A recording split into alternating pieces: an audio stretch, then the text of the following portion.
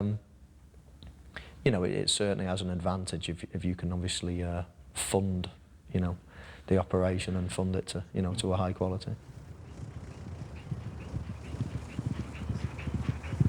We haven't done a lot with him, to be honest. He's improved a hell of a lot in the last month or two. I'm here, you know, reasonably regular, but I don't have any sort of, you know, say in training the horse. I totally leave that to Tom. I've always had small budgets and we tended to buy sprinting 2-year-old types. Well, last year we've changed that sort of philosophy a bit, and hopefully next year and the year after we'll have more 1.25 miles, 1.5 miles handicap horses, and you know, we'll move forward.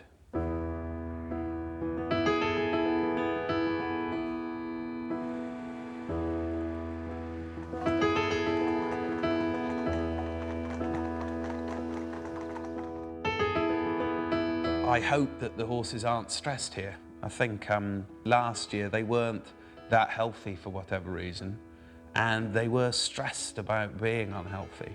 This year we seem to have a lot happier horses, a lot healthier horses, and that then goes on to everybody, the staff, obviously the owners, the jockeys find it easier riding the horses.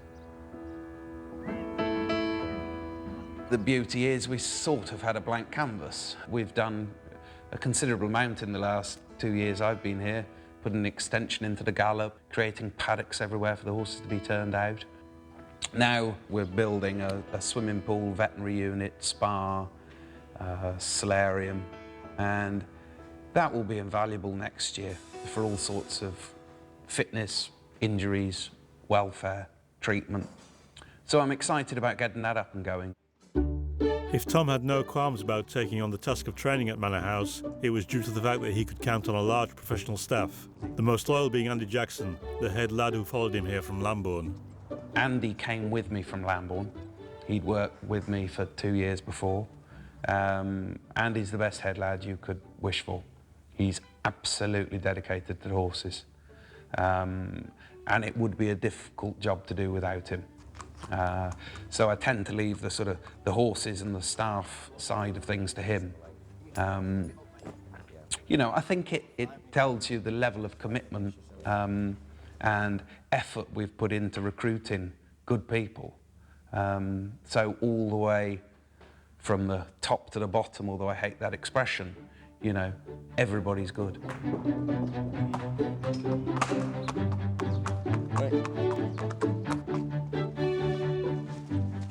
I met Tom when I was in Lambourne. He was an up-and-coming trainer, was getting recognised because he was advertising for a head lad. So I applied. I was lucky enough to get the job with Tom. I was with him for about 2 years in Lambourne, and then he said to me one day that something big was maybe happening. Didn't tell me exactly what, and then before we knew it was here. So last year was a bit of a slow start for us, and now we're just picking up and going on where we was in Lambourne. It's a long-term project, really. It isn't all in one thing. It's find your feet, walk, and then you can run. And I think it's a fantastic location where we are now. We're on our own a little bit. We can do as we please. It isn't if you're tied to any other gallops. We've got everything here, and once the swim pool's up and running, what we do is come in, feel the legs, feel them nice and tight. If there's any heat in there or if you've got any heat in the feet, you might check the foot. Normally, if the leg's warm and the foot's warm, it's coming from the foot probably. Just basically check them. If there is any heat in that, we'll normally check them out, get them out for a trot them up, and just basically have a good look at them, look at MOT.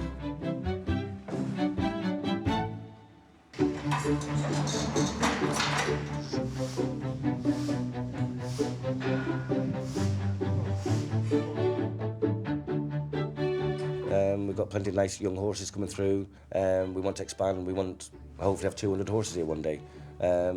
That's what you aim for. You want quality horses as well, not just numbers. And I think we're getting there.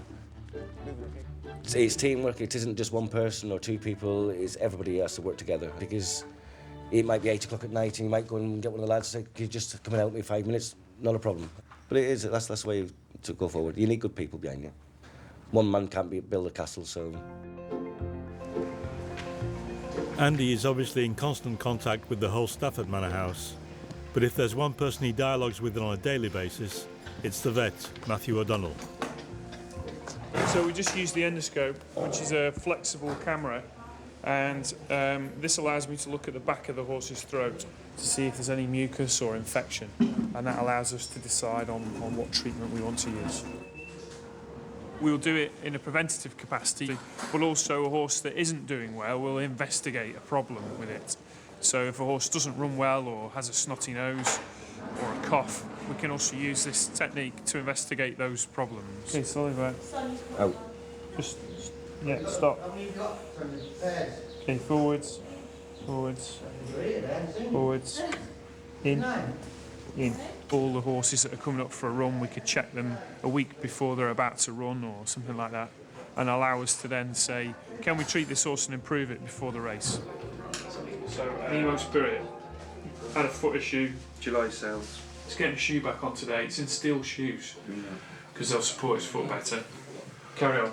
You get on the walker again. Next one, 99 Roses. It's doing all right. Nowhere to go. It's doing all right. Present danger. Pleased with that. It's doing all right. Yeah. Pyramid's Theory.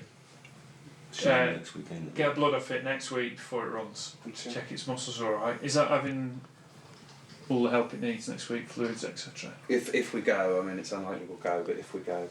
I make decisions based around what's best for the horse, and certainly there are definite pressures on the trainer from all different directions, and I apply my own pressure to him to try and get the things that I want done for the horses. So we have an interesting balance and relationship that's evolved over the last year, and I think that's resulted in the best outcome for the horse, which is the priority. The thing that encourages me the most here is attention to detail and the fabulous setting and facilities. The new clinic and vet room is being finished in September, and we're trying to hit the ground running by providing some facilities for x-rays and endoscopy and routine treatments, and that'll allow the horses to get rapid attention when they need it, and in a very clean, purpose-built environment. So I'm really looking forward to that.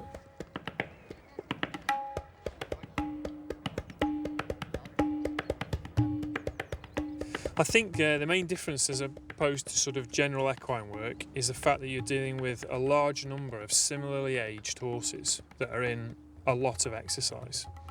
Generally, most horse owners are not working their horses hard. So a horse that's in full work here is full work. And by that, we are stretching the physiological limit of the animal's body to perform.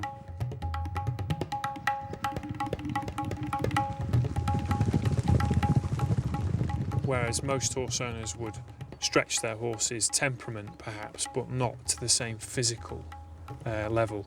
Anyone that wants to push their body or their system really hard will encounter injury, and it's about managing that and spotting it early before it goes too far and can't be recovered. In short, thoroughbreds at Manor House are subject to the same scrutiny as a professional athlete. This approach is not alien to Michael Owen, who has been a high-level athlete himself ever since he became a professional footballer at the age of 17. There are things in my sport that I come across and whatever that I suggest to Tom that might be of benefit. So, yeah, we do testing. I know there's a lot of testing anyway in horses, but you know we do a lot of heart rate stuff and blood lactate stuff, and you know a lot of scientific things that we actually employ our own guy to actually focus solely on that, and obviously you know we feel as if that gives us a great benefit. The specialist Michael Owen is alluding to is George Wilson, a training physiologist who works as a researcher at the John Moores University in Liverpool. Before the horses go out on the gallops in the morning, George equips them with electrodes which permit him to register and record their heart rates. We've got 2 electrodes here for the equine heart rate monitor. And what we do is the monitor is going to pick the horse's heart rate up whilst doing the exercise. So we have, oh then kid, oh then kid. We have one electrode here, the wither region, and then Jordan will put his tack on. Go around the other side please, Jordan. And the other electrode is going to come round here to the region where the horse's heart is. We'll just throw the tack on. And the horses get used to it, it doesn't affect them, it's non-invasive. There's no, it doesn't get in the way. Whole thing comes through into here, and then we just fit the monitor on the horse's heart. And then we have here a GPS. The GPS which we'll switch on will pick up from the satellite. You see it flashing. When that goes green, it's picking up a satellite. And then press the button, and there you see 48, that's the horse's heart rate. Okay. There's no speed because the horse isn't moving. Satellite's found. We will have a monitor for a rider with a heart rate and speed GPS, which I, as the exercise scientist, will be able to download onto a computer, and we'll know how hard this horse has worked. We can look at its recovery, so we get some nice data on the horse. I know of only one other racing stable in the UK that uses heart rate monitors and GPS with racehorses. Also only one in Ireland, so it's very uncommon. Obviously a horse can't tell you how it's feeling, or we need to get some objective data, and this is where somebody like myself, an exercise professional, comes in. So here on the screen we have two graphs, one representing heart rate and one representing speed. And from this data we can see the top speed for the horse, and we can also see the highest heart rate for the horse. The top speed for the horse was 1 minute 29 seconds per kilometre, which is about 26 miles an hour, so it's not that fast. And the highest heart rate peak was 218 beats. And generally you can see the speed mirrors the work. The higher the heart rate, the higher the speed. The higher the heart rate, the higher the speed, obviously. So for the trainer, this is good information because we can see how conditioned the horse is for any given workload. I do need to stress the point that I think training racehorses is not an exact science. I think this is an important point. I think traditional methods are very important still. I think by marrying the two things together, tradition and science and technology, I think you possibly will be coming up with an advantage. In fact, most definitely, really. Of course, this modern scientific approach costs money, and even if the owners of Manor House are aiming high and looking for substantial success on the racecourse, they're not willing to achieve it at just any price. Today, Tom, Michael and the assistant trainer Colin Gorman are weighing up the pros and cons of flying Brown Panther, one of the stars of the yard, to Hamburg so he can run in the German Derby. As usual, ambition has to be tempered by financial realism, and the price of the flight is a subject of debate. Did you get all that information about the aeroplanes and that? Yeah, steep, innit? Yeah, we're going to have to think about that. There's one that's 40,000, and then the other one, I don't understand why this is 51. 33 sounds the best so far. There's no So room. if we don't come second, Like a private plane. it's got to pay for the planes, let alone the If you get on. penny winning. They must be really ready, aren't they? Hey, Mike. The financial aspect of Manor House is the speciality of Michael Owen's co-owner at the yard, Andrew Black. He's both passionate about horse racing and also a successful businessman who is best known for creating the world's largest internet betting exchange. I like it for two reasons. I like the horses. It's my big passion, and I like business. So I enjoy the business side of it, and I enjoy the horse side of it, and it's great for me. I love our board meetings. I love spending time looking at the horses. I love going racing. So it's just an all-round good experience for my life. We want to make this place special. We want to make it a special business, and we want to make it a special training establishment. And it's reconciling all of that. It's looking after the spending, making sure that it's well run, and it's about having success on the racecourse. So it's kind of pursuit of excellence, both in the field and just running a proper business, a proper tight business. Let's say you've got like, some of the horses in the 8x8 or any of the unsold yearlings, let's say they're entering the tax million for £2,000. Potentially, if you've got 4 or 5 of those horses that are end up unsold, that's £10,000 we've spent on entering the tax horse millions. Yeah, maybe Tom needs to look at it a bit more seriously and think, you know, if it's just a throwaway, let's enter it.